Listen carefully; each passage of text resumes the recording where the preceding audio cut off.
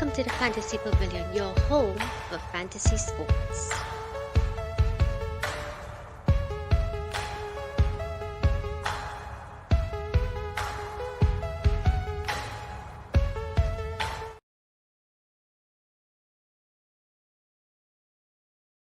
Welcome to the Fantasy Pavilion, your home for fantasy sports.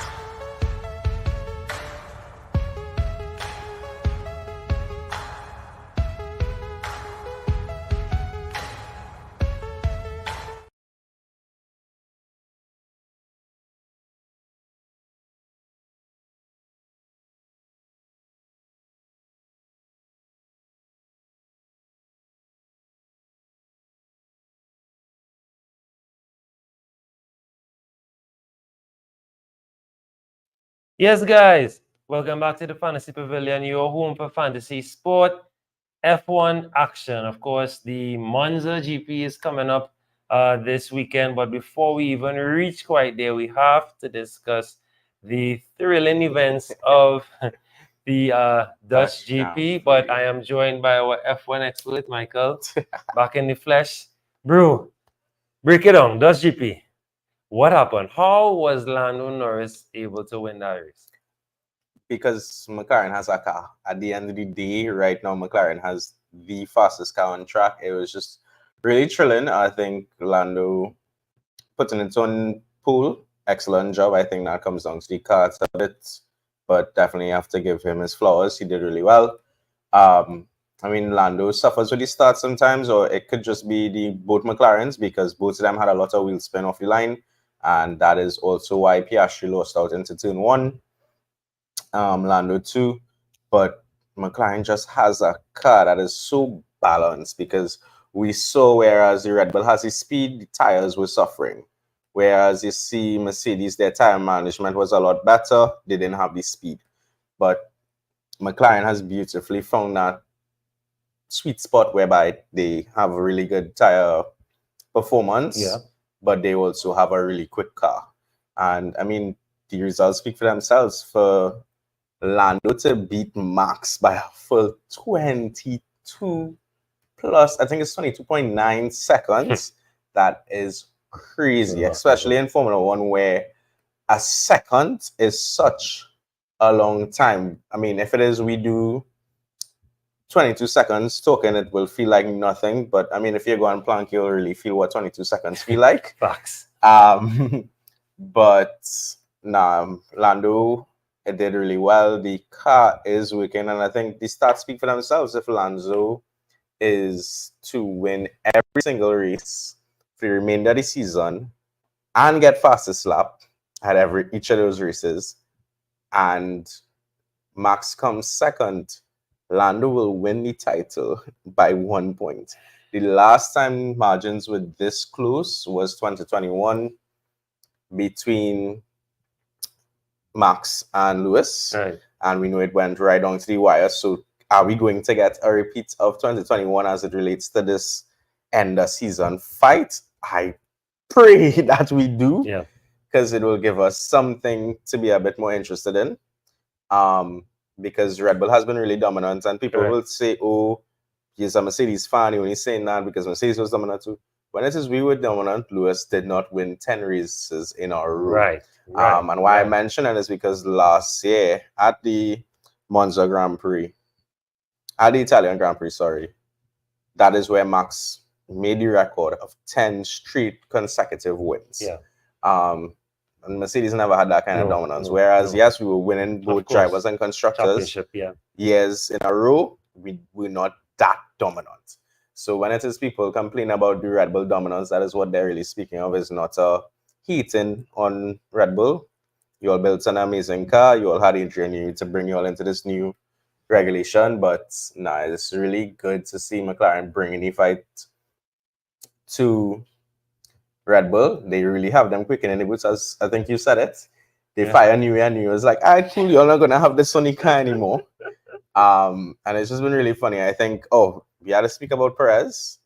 They gave him his contract, or they more so they allowed him to continue on his contract. Give him a vote of confidence. Yes. Did it work? Yes and no. he qualified, I think, P6, and then he finished P7 in the race. Well, he finished sixth. He finished sixth, so not bad. Yes, I think he qualified fifth and finished sixth, which isn't too bad. It's better than his most recent performances. Compared to recent starts, yes, correct. But is it where you expect a Red Bull to be? Hell no.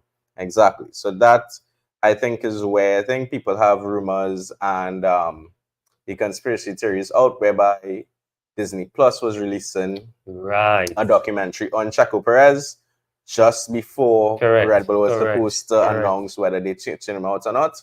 So people believe that, Disney Plus pays some money and Red Bull tell Red Bull, keep him on until the end of the season, or let me drop your documentary, make back some money, and then they could do everything they want. But not just, I think there was also a telecommunication telecom that's also correct. So a very big company, and they are literally only a sponsor because of Sergio, Checo. So that's problems there, right there. Yeah, so there was a lot to consider more than just, okay, cool, he's not performing. It's not as easy as, say, Williams. Correct. To just get rid of Sargent. Oh, boy. Granted, his dad was a big sponsor for them. The way Sargent has been performing, because even last year, it was a question, do you replace him? And James took the how to put it? He took the initiative. He gave Sargent a vote of confidence and say, hey, we'll give you another chance. So it was your first year. It wasn't that great. We understand there's a lot of pressure thing. He adapted. Let's do it next year. He gave him the entirety of the first season. Correct. Even when people were saying, okay, cool, they're going to swap him out during the break, they said, no, we will keep him. Let's work with him, whatever. And honestly, no one can blame James Vowles and Williams for getting rid of him so soon after the season, because he really was. I mean, performing one and then two, is it damaged the amount of money in this era of course cap where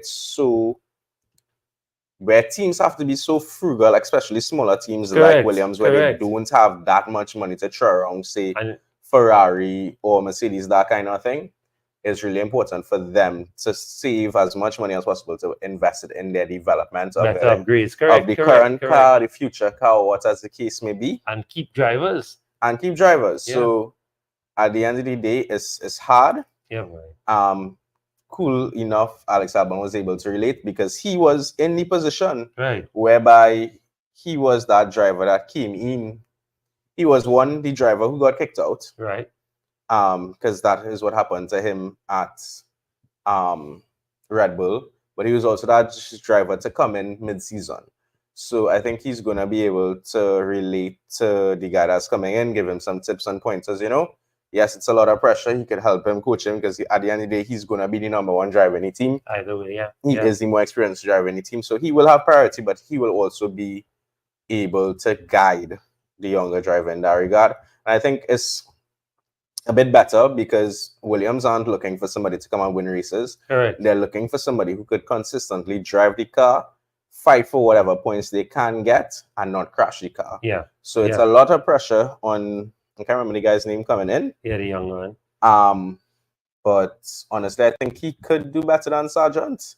But at the end of the day, somebody did a compilation of all the bad drivers. They had Mazepin. They had Mazepin. Who else they had? Let me find it because it's Colapinto. That's his name. Replaces Sargent at Williams for remainder of F1 season. That was drama.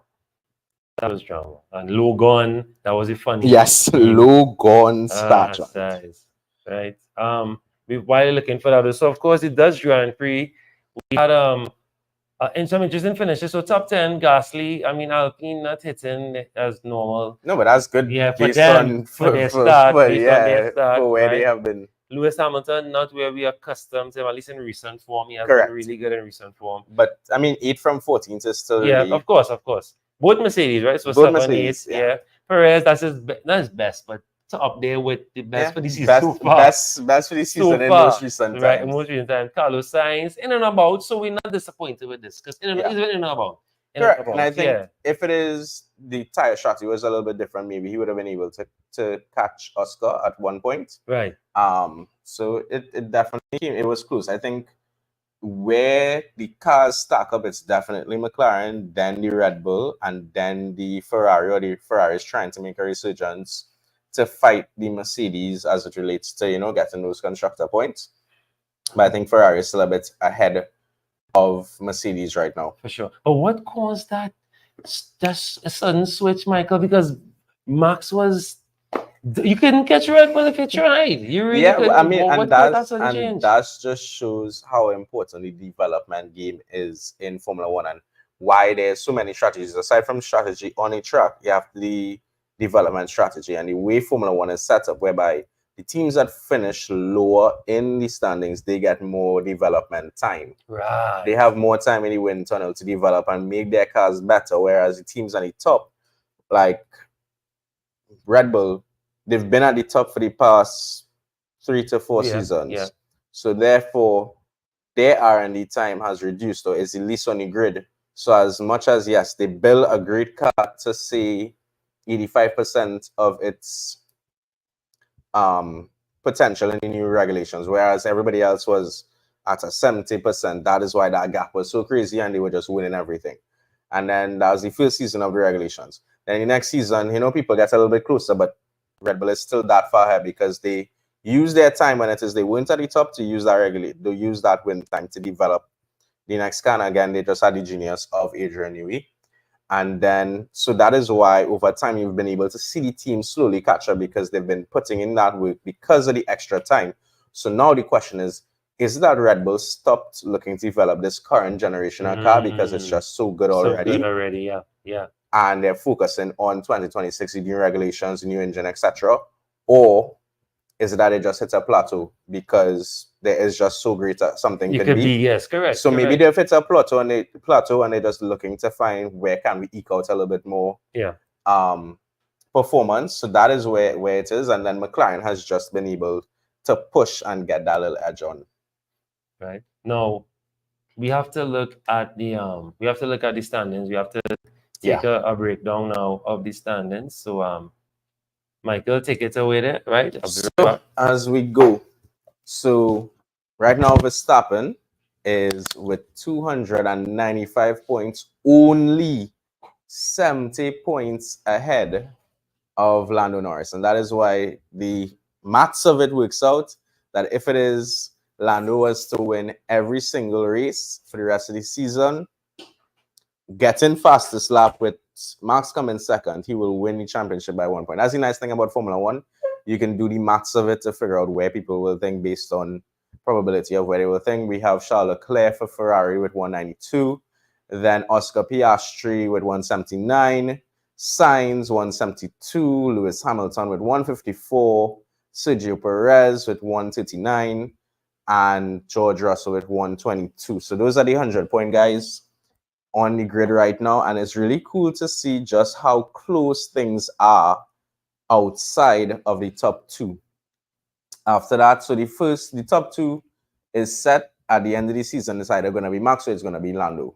It's highly unlikely that somebody else will be able to break that. Charles isn't too far away, but it's unlikely that he would be able to cup that number 2 spot. I think it's nice to see where Piastri could finish. If it is he fights and he performs well, because he is doing really well, he has the potential to get maybe another victory, some more second places. If it is McLaren could secure some more 1-2s, that will definitely help them in not only their fight for the constructors, but also Lando's fight for the Drivers' Championship, just taking away points from Max. So that's really interesting there. And then as it relates, so if it is we look at Oscar, Carlos, Lewis, Sergio to some extent, that is where the fight is there for 4th place, maybe 3rd to some extent, based on how the performance goes. So as I said, Oscar is more than likely or can very much likely get 3rd place in the Drivers' Championship. That'll be really cool for him I believe this is his 2nd or his 3rd year here in Formula One. That'll be an epic accomplishment for him. And as it relates to Lewis, I would love to see Lewis eke back up. I think right now, once Mercedes brings a couple more upgrades, they could probably surpass Ferrari on performance at a couple tracks. Therefore, Lewis could probably beat out Sainz a little bit and get back into 5th place in in the Drivers' Championships. So that'll be really cool. As it relates now to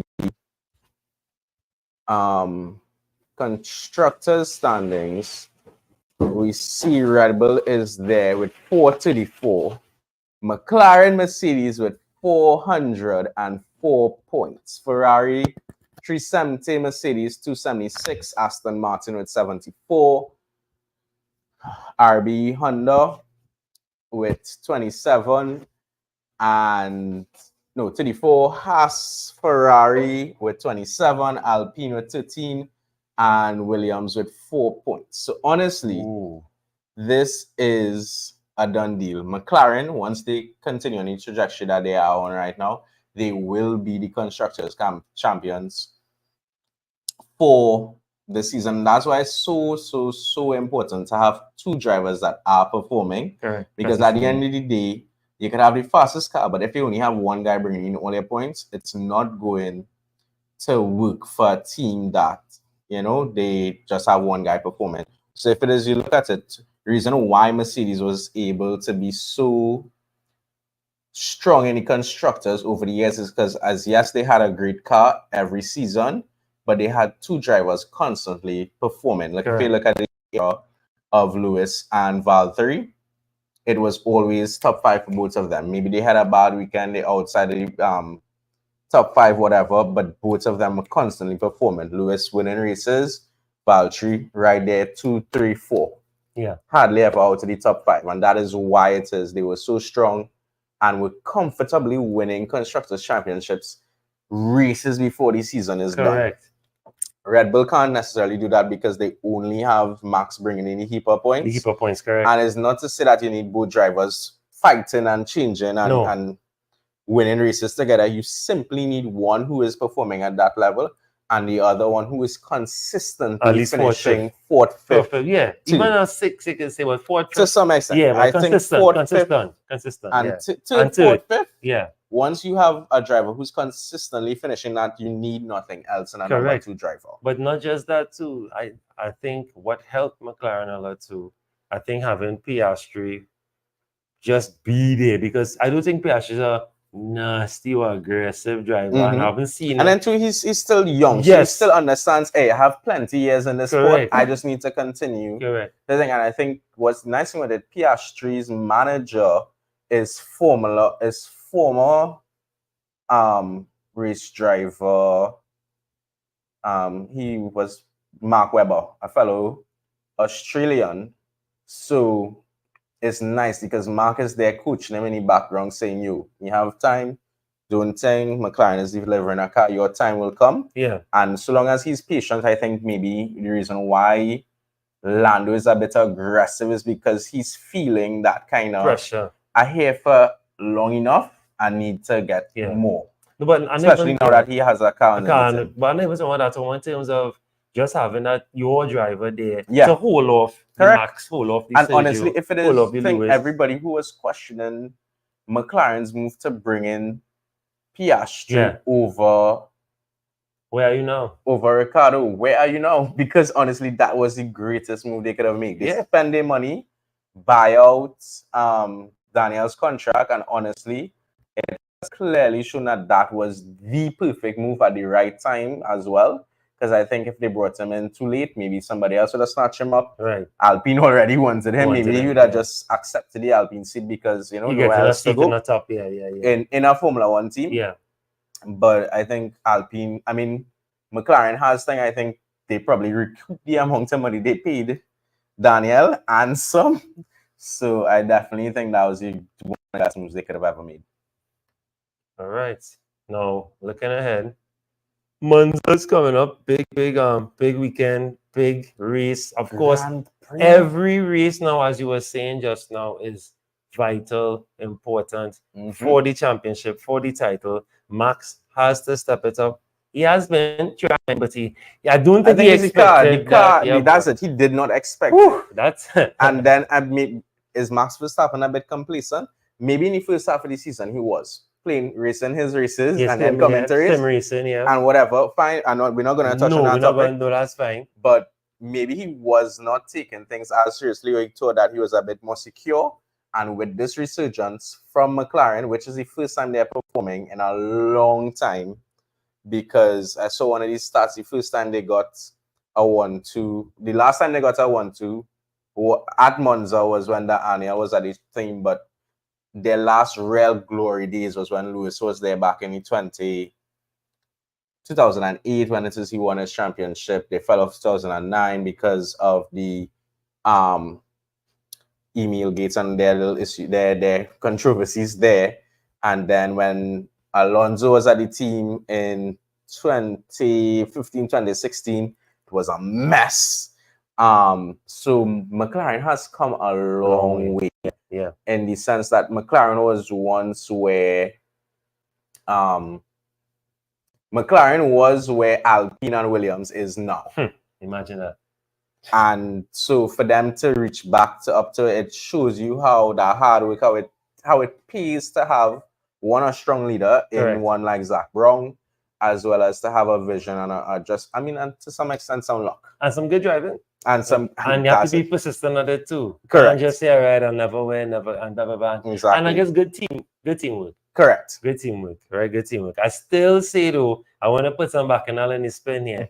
I still say, no, yes, glad for Norrisy won here, but I still say when they allowed Piastri to come in front, that was a bad move for me because I think the gap would have been closer right now. But hey, fair is fair. Piastri was fighting the entire race.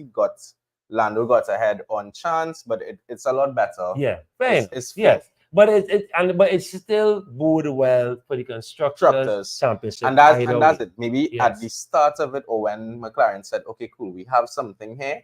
They're like, okay, cool, we safe. We could catch them in the constructors. Now that they've caught them in the constructors, and there is that possibility, what I think Zach Brown has to now decide, do we play it safe and secure the constructors, and Lando, next year you have all the resources and you go in for the championship.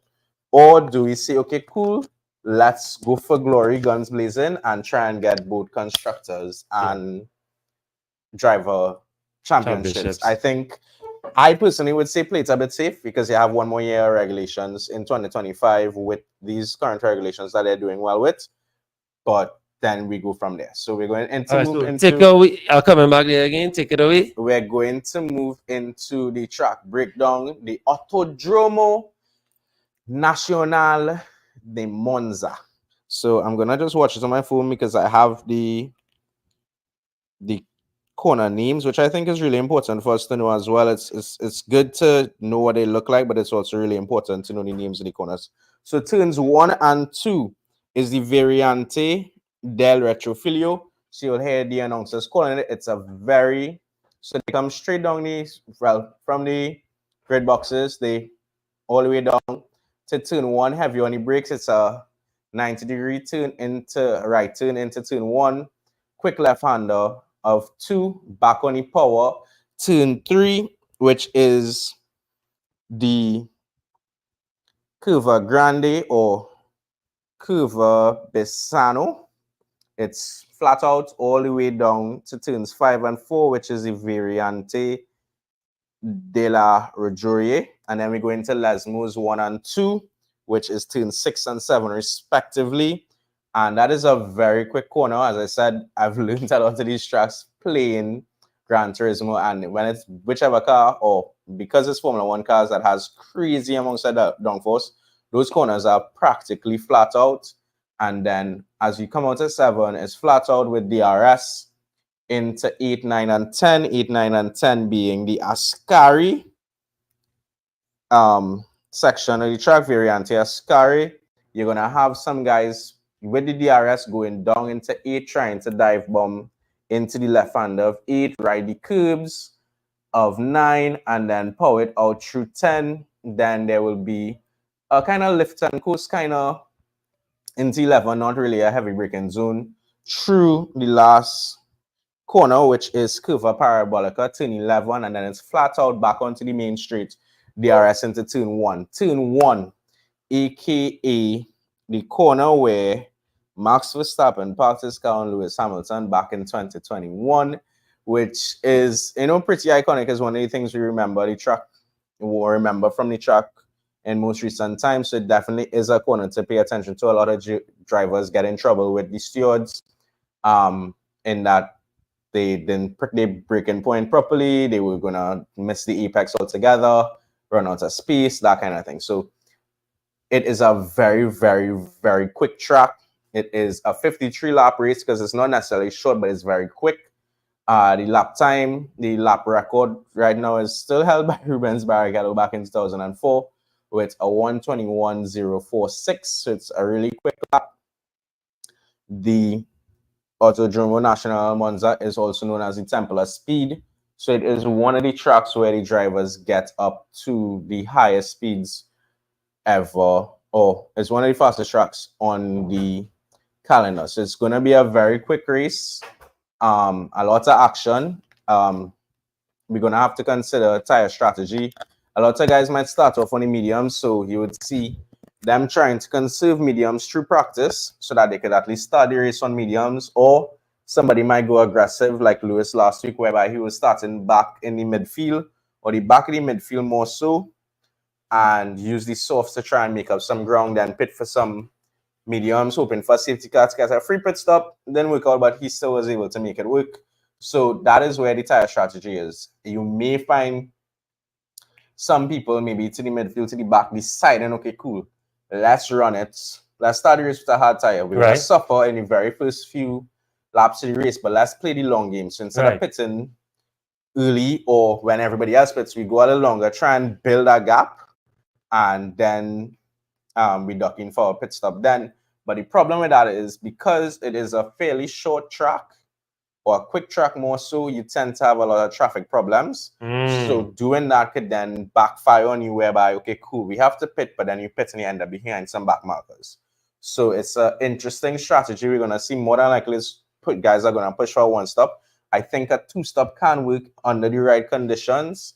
If it is we get a safety car at some point, that will be helpful. And you just duck in, get some fresh tires, and that can make things really, really exciting. We haven't had a safety car in a while. I'm not going to ask Michael to take those. I swear. Because I'm not just not DNFs. Yeah, that's DNFs. Guys are finishing the race. Yeah, last week we had all 20 cars finished, which is great. Reliability, truth. But we want maybe they might have to start giving you a 1 point just to finish the race, Michael. Yeah, that could be something. I mean, and they do in fantasy. Yeah, no, well, that no. As what in the actual. Yeah, I mean, that's not a bad thing. You get 1 point. Nah. 1 to 10. Be Keep the it best of the competitive. best. Keep it, yeah, to be the best. We can't get your points just for showing up. You don't get A simply because you come to school every day. Basically, a little math for writing your name on the exam, Michael. That's only in the American system. Now, who this track suits the most? So the top 3 drivers, that's this track, it says a fast track, might be a one-stopper. Who does this suit the most, the best? As in driver, I think definitely Max. I'd also say Carlos and Leclerc. And I'd also put Lewis up there. In that right? Who can milk the track the most? Now you have to take the car into consideration. Right, of course. I would say Max, definitely Lando, because of that McLaren. And I'd also say, I mean, we're waiting to see what the Mercedes can do, but I would like to say Lewis. Right. Hopefully, but I think right now it's going to be a 2-horse race between Max and Lando. My prediction would be Lando gets pole. One thing we didn't mention yet, that Monza is Ferrari's home race. Of course. The 4C will be out in their numbers, and it's gonna be a thing. Lewis is gonna get a peep show into what his future is like next year. Future fans, yes. We don't know if they'll be fans yet, because I know, we know. Italians. Yep. But it's gonna be interesting to see. Ferrari did new race suits, right? And everybody thought, okay, cool, we're gonna get a black Ferrari, let's go, and everybody's excited, hitting on the HP logo, and then boom, they released the livery for the car, and it's just black numbers. Like, come on, really? Everybody's hitting on the HP logo on their thing. It's just this blue blob. Yeah, just this blob. Yeah. So it's in football too where that happens. That there's some sponsors. I mean, it's not the fault of the sponsors, No, but that's the gosh, boy, it just don't look good exactly. on the Like whatever we do, okay, cool. We're gonna do a dark mode version of the logo something for the suit. Or just put it on the sleeve now. Put it away. Oh no, I find they could do a little dark mode, black the blue, right, and leave the HP just pop. I Pop feel on like there, a white a HP white on black would HP, just pop as well. I You feel don't you. need that blue on your Correct. suit. Correct. But that's their signature look. That's their signature logo. I find they could have compromised a little bit, but I mean, branding is branding. But we could say that, huh? We could say if a sponsor comes to us now and say, hey, yeah, we wanted like take, this. Thank you very much, you know. No? We will still be taking your money, no problem. It's okay. No, most important thing, forget the track. Forget the drivers, the weather, because they can't have any race without the weather. Facts. Right? We learned that the hard way in Japan last year. So you must have some good weather. Now it could drizzle a little bit, and that'll make things exciting. We like that. It could even do more than drizzle. Right? A medium drizzle. Right? I think last week didn't have a Monza because it flooded out. That was it. Yeah, so it didn't have a race last year because it flooded out. That's my point. That's what leading to up to Saturday. Of course, as we all know, the Grand Prix action always starts from Thursday. There's always the events, live concerts and whatnot. Drivers getting familiar, and then of course our free practice on Friday. So let's take a quick look at the weather. So Friday will be free practice 1 and free practice 2, Michael. So of course, they're saying so far it'll be a sunny day on Friday, high temperatures up to 4 degrees Celsius and then a low of 24. But despite that, there's a slight chance of showers between both sessions. So that should bode well for giving us a good idea of how the guys are dealing with the track. And of course, because of that heat, they will see tire management and see what tires look good on it. Right. Of course, Saturday is FP3 and of course the most important qualifying. Now, this qualifying might be the most. I mean, I think we'll be saying this for the rest of the season, but this qualifier will be so important, bro. Facts. Woo. Facts. Woo. Because especially if you're saying a one-stopper. Yeah, this because honestly, I think the strategy a lot of people might try to do will be start on the mediums and then try to switch over to the hards and then let deck down to the end. Yeah, that will be probably the most likely strategy that everybody will be using. Right. So this Saturday, of course, as I just said, free practice 3 and qualifying. So they're expecting warm conditions to persist, some high temperatures of 33 degrees. So of course, it should be okay. But they're saying that there might be 10% chance of rain, but it should be okay. So we should get a nice sunny day and qualifying should happen without a hitch. But it will be great if a little rain. I would love some rain. I know you like your rain. And of course, Sunday, big race day. Race day is expected to mirror the weather. So I think there'll be a mixture. So you might get what you want. Maybe at the start, nice and sunny, and maybe, you don't know, lap 20. I would love for a British Grand Prix like weather pattern. That was crazy. But minus the high deck. That high deck was crazy. That was crazy because the drivers didn't know how to cope. Only the experienced drivers like Lewis and what you say are good. I don't mind that. I know you don't mind that. For sure. Right? Now, we could get into this bit of action here now, Michael. I wanted to discuss something with you very seriously. I wanted to, I think it's chip timing. I wanted to bust a chip in for the Dutch GP, but we didn't get a chance to discuss. And it depends on what chip we want to use. But I think it's time. I think we could try and change out the team. See what the money could give us and wildcard it. Yeah. I think we could try and wildcard it. Let's wildcard it. I mean, we started a fresh new season. I definitely think we put up instead of focusing more on the Red Bulls, we focus more on the McLarens. So if it is you want to do both McLaren drivers or you want to do the McLaren constructor because then you're going to pull all those points. Correct. Or you decide to play, let's do a Red Bull constructor, but we're going to do McLaren drivers. Yep. And that is where I think the play is more, as we have seen the season progress. The only issue, of course, is the funds, but let's go brave and see what we get. And I think Williams is on too bad a shout as in a cheap car because Albon was able to pull out some points last week. They brought in the new upgrades on the car.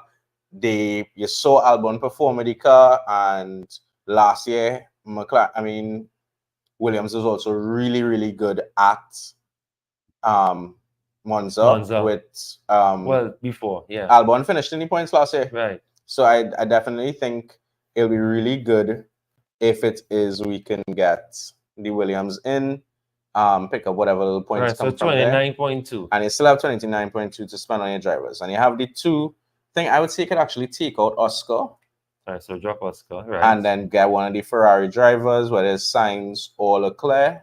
Look, it's 20. That's not a big jump. I think we could try and go for Leclerc. Let's see. Right, and you have 29 still left to spend on your last three drivers. So I come down the road, right? No, let me see. Yuki started. He didn't even start the race last year. Yeah, the car conquered him on the formation lap. Is this his retribution? Yeah, I mean, at the end of the day, it is RB2 but he has been doing as well. Good, he has been racing really well. He was. We can take a look. All right. I think we might be tight. Let me see. 18 left. All right, we'll take that. Let's see. Could possibly split 18 between two. I would say. I mean, we already have the Williams. We have the constructor. So we're gonna avoid the drivers.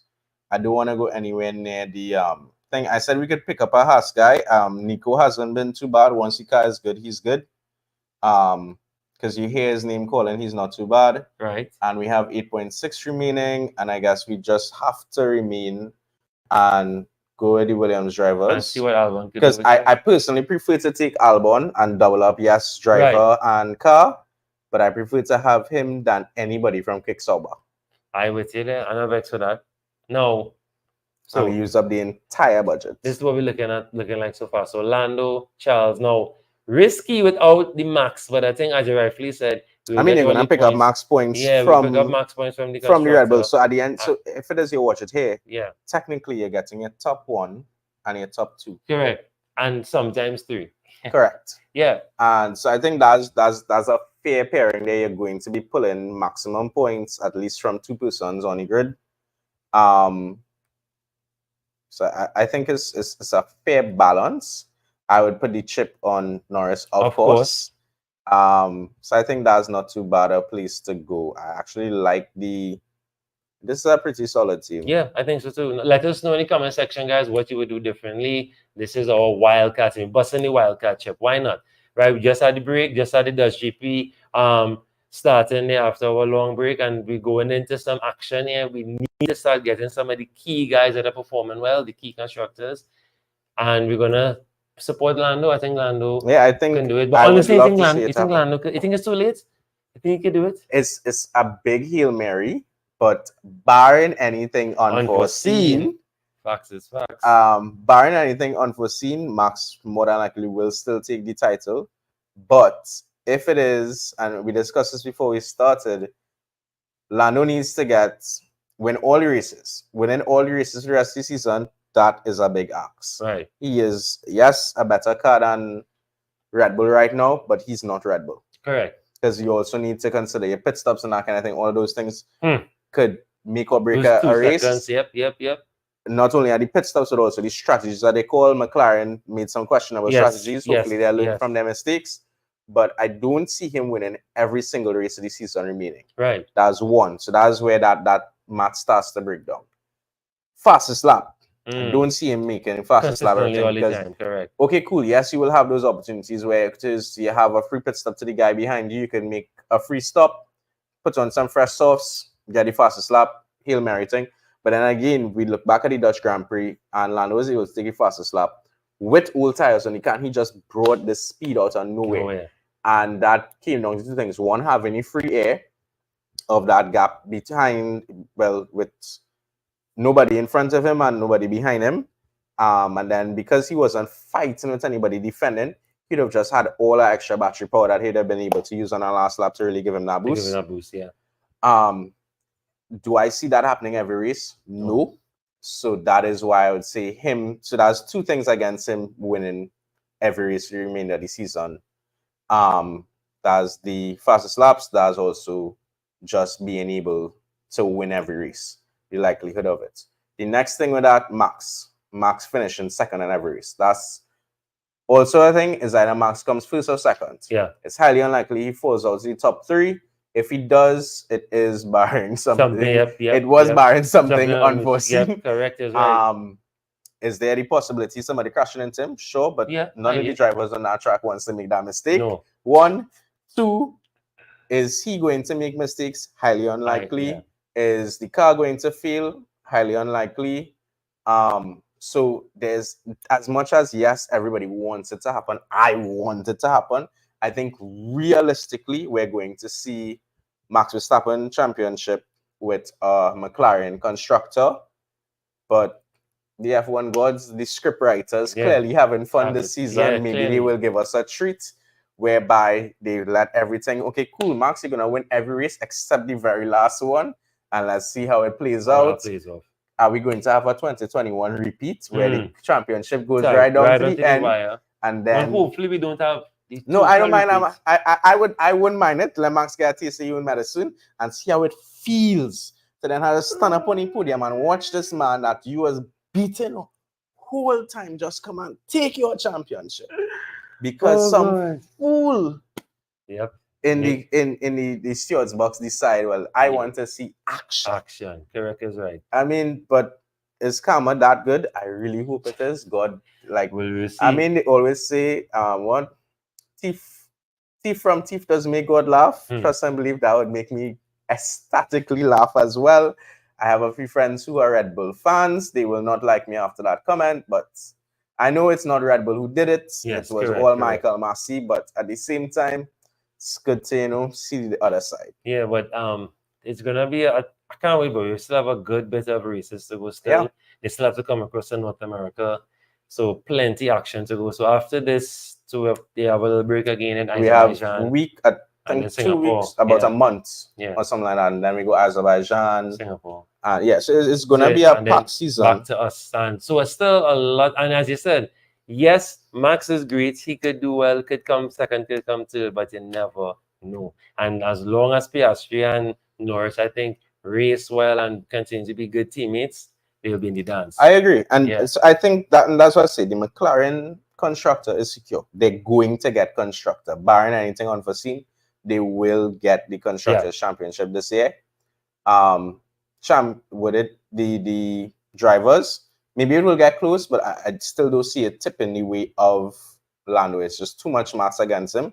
Maybe they go to Monza and the car breaks down, and then it's blown wide open, and McLaren can take it. That's what they need. I think they still need one more event, one more incident. And it goes to show, if it is, yes, they did leave Lando in front and Lando won the race, it'd be a totally different story. The match would be a much more in Lando's favor. Correct. But he's still not bad, and at the end of the day, where the money and development time is going to come into play is with the team winning and not the driver winning. Correct. And at the end of the day, it is a team sport. Of course. Well, so that is somebody that is tell Max that, but that's a whole different ball game. So, of course, as we winding down, my favorite part, let me make sure it doesn't block us out too bad. Let me see, does it block us out too bad? Okay, not too bad. Right. So, lean away. Of course, our predictions. I'll go first, man. So, Monza GP coming up. What do I want to see? I would like. It's not predictions. That's saying what I would like to see. What you like to see? So what I would like to see, I want to see a Sainz, a Lewis, and a Norris. So from third up, that's my order. From third up. But what I think will happen, I could see a George Russell third. I could see a Piastri second and a Lando first. I don't see Max in the back. Oh wow, okay. That's crazy. I don't see Max in the back now. That's my craziness here. So if it is going on what I want to see, I would love to see either Sainz or Lewis on the podium, on the top step. Why? Okay. It's Sainz last race with Ferrari of course, at home. Yeah. That will be that great feeling, story, being on top there. Yeah. I mean, Leclerc had that moment some years gone by, but to be a Ferrari driver and win, I think if it happens for Lewis, yes, he's not a Ferrari driver right now, but it will give the Tifosi something to be excited about, that you have him coming to the team. And he's won in Monza several times before. So it's not to say it's strange for them, but the fact that this man will be in red next year is a different feeling. Then, so it's either them, and that's what I want to see. Of course. But I think realistically, I'm seeing Norris on the top step, Piastri second, Max third. All right, I'm taking that. So guys, There you have it. Let us know your predictions in the comment section below. We love to know what you think. How you enjoying the season so far? Great season. Very different to the past few that we've had. Way more competition. Lots of action. Great. And if you think about it, McLaren a few seasons ago couldn't even brake. The brakes was trash. They couldn't go around corners. Right? These high-speed corners were killing them now.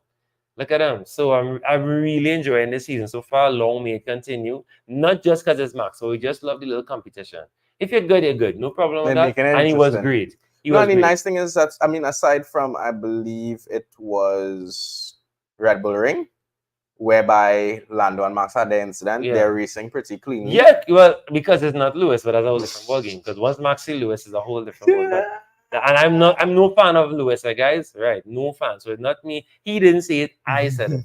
Right? When I realized that, it's how cute. It's like when you're watching those memes with Gordon Ramsay. When he's with children, angel, and when dealing with adults, devil. Same thing with Max. Especially in that cool long room. Watch and see. Facts. Big facts. Right? But we wind down there. Michael, thanks again for your time. Thanks for coming through. Guys, like, share, subscribe. Please help us. We have a lot of content coming. Also, your boy off to Antigua with a new kit, right? Off to Antigua for the cricket. So look out for some vlogs as soon as maybe 7 a.m. tomorrow morning, right? So travel vlog and some cricket coming up, of course. The CPL bowls off tomorrow in Antigua, where I'll be. So look out for all of that. And yeah, we'll try to do something while I'm there. Maybe we have to start doing some more reaction videos. And we have to start doing some more reaction videos. So, and big up Michael on his article. I'll have it in below. Your Dutch GP article. Great job, bro. So I'm sorry, I'm saying Dutch GP. Yes, Dutch GP article. Right. GP, So I'm looking for the Monza one. For sure. Time, right. So thanks guys for watching. Thanks for your support, guys. Don't forget, share with your friends, smash that like button. It really helps the channel stay alive and to grow and to be the biggest one on YouTube. Thanks for your support. See you all in the next one. Happy picking and take care, guys. Good night.